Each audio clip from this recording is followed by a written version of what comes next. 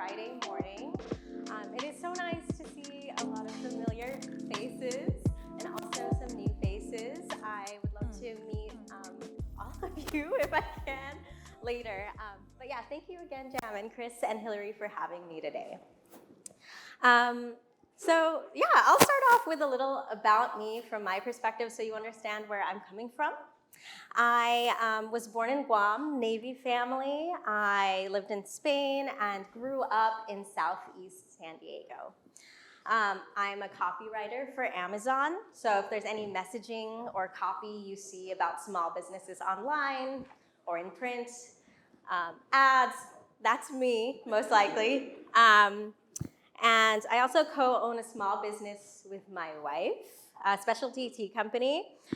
They grew up with tea. I was introduced to tea culture while I was living in Japan. And we have an amazing team, which is why I get to be here right now. So I'm so grateful for them. And I'm an actress. I participated in community theater since I was in 5th grade.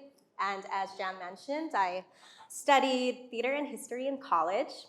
Last year, I wrote, produced, and acted in my first original play, Everyday Vanilla.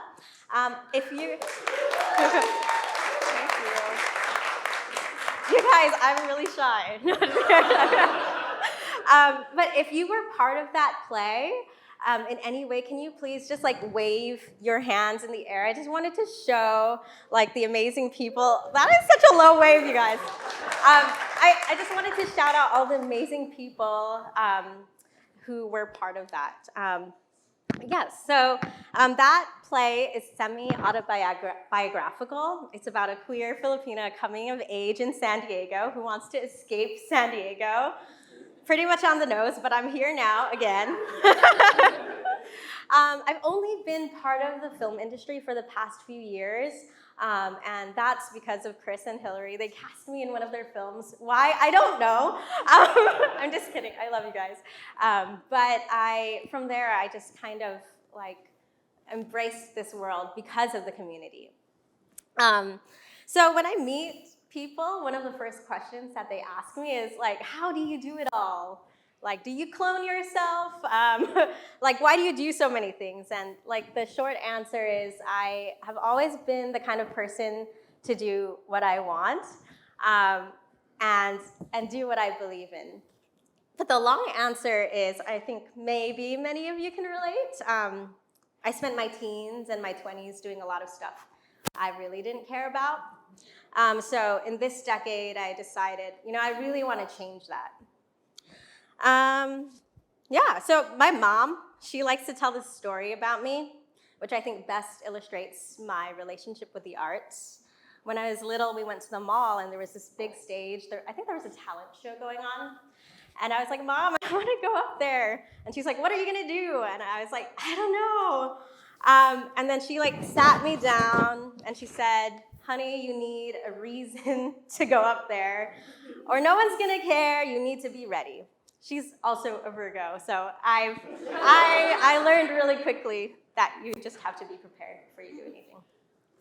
But as I grew up, I learned that I was really shy. I talk when I get nervous, not because I like to socialize, it's just a nervous tick, so if I start to ramble, you know why now. Yeah, it's a thing.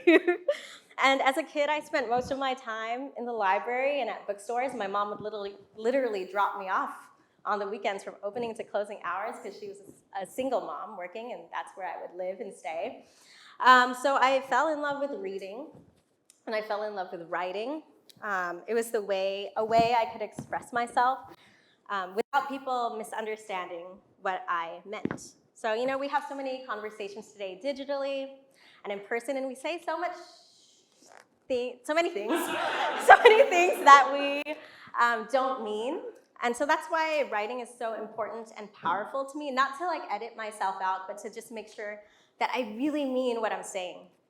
And being a writer, I think, is my primary identity. Despite all the things I do, that's the way that I navigate and see the world. So I wanted to share 6 practical tips. I think many of you are industry veterans, but I hope that, like with my examples, some of these will feel new to you. So my 6 tips are: know what you want. Sounds so much easier than it is, right? 2, do the work. 3, hone your craft. 4, don't be precious with your work. I think that's my favorite one. 5, develop a portfolio. And 6, build and also support your creative network. So 1, know what you want, like be hyper-specific about your goals, eliminate ambiguity where you can. So, I could say I want to be an actor, but if I say, hey, I want to be involved in 6 films this year, that's something that, you can strive toward more specifically. And, my goal has been, I knew I wanted a sense of predictability with my finances so that I could have more freedom with my creativity. So as complicated as my life seems, my setup actually really simplified my life.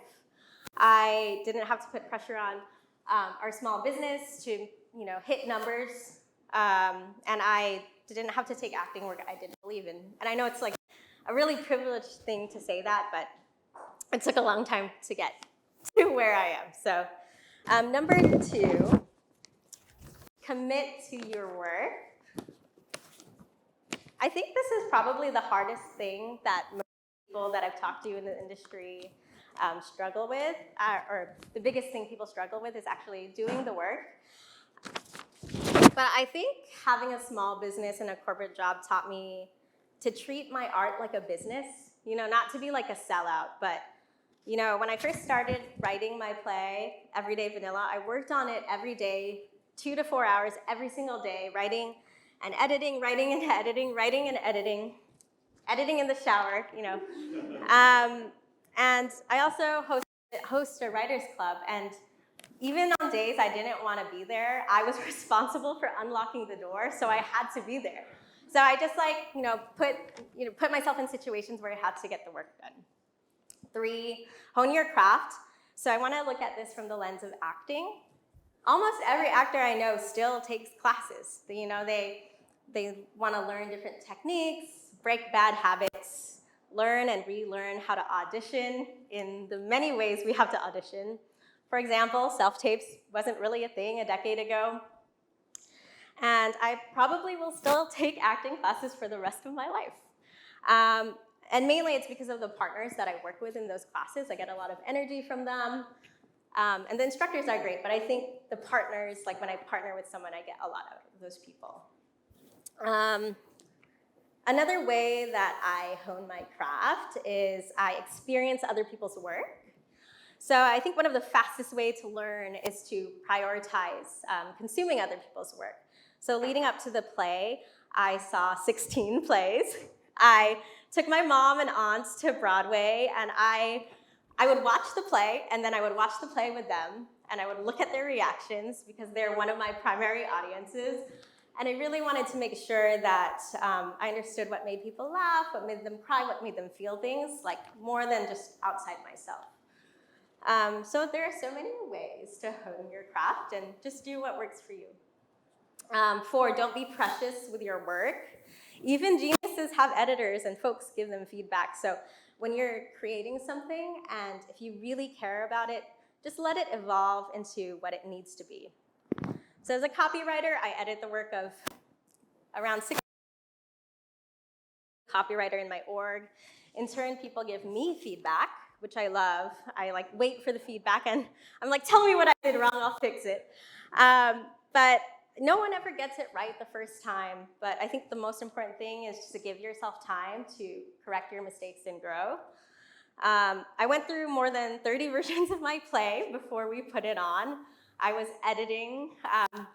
Shout out to Earl Bruce, our director, who was very, very gracious in letting me edit up to the last minute. And we ended up doing 10 shows at MOXIE last year, which was so incredible. And I was only able to do that with the incredible cast and crew who supported me. Ouch, I just bit the mic. But, sorry, yeah. There was a moment where I told my mom, when I was doing the play, hey, I have a reason now to go on the stage, and that reason is you. I'm going to go up there. So that was like a kind of full circle moment for me.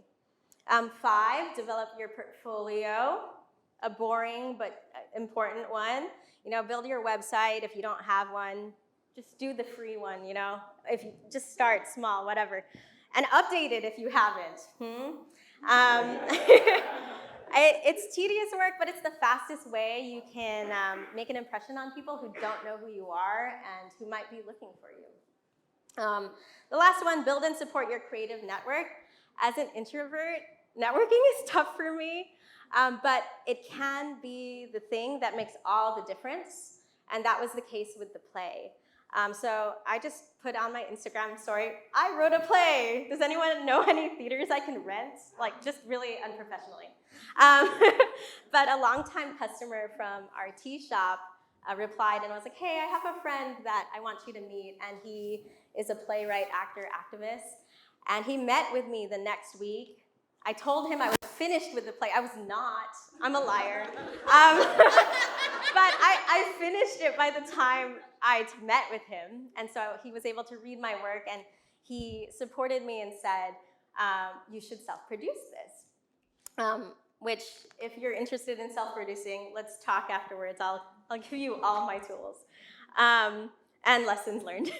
But yeah, it's, that was just also, you never know, right?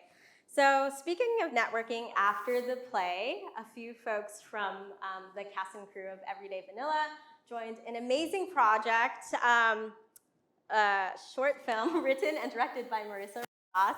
Can you please wave? So I highly encourage you to reach out to Marissa. I'm not going to spoil anything, but ask about the film. It's amazing. So yeah, I said support your creative network, not because, something I've learned is it's really not just about receiving. Show up for people. Don't just expect them to show up for you. It's common sense, but sometimes we forget. So to recap, my tips are know what you want, commit to your work, hone your craft, don't be precious with your work, develop a portfolio, and build and support your creative network. Sorry, I know I talked a lot, but I'm going to close with one of my favorite quotes that my best friend shared with me, and I always revisit it when I'm feeling kind of down.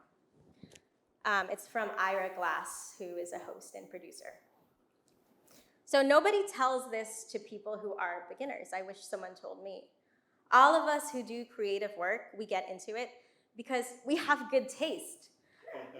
But there's this gap, right? For the first couple of years, you make stuff and it's just not that good. But it's trying to be good. It has potential, but it's not. But your taste, the thing that got you into the game, is still killer. And your taste is why your work disappoints you. A lot of people never get past this phase. They quit. Most people I know do interesting creative work, and they've gone through years of this. We know our work doesn't have this special thing that we want it to have. We all go through this. And if you're just starting out, or if you're still in this phase, you gotta know it's normal, and the most important thing you can do is a lot of work. Put yourself on a deadline so that every week you'll finish one story. It's only by going through a volume of work that you will close that gap. And your work will be as good as your ambitions. And I took longer to figure this out than anyone I've ever met. It's gonna take a while. It's normal to take a while. You just gotta fight your way through. Thank you.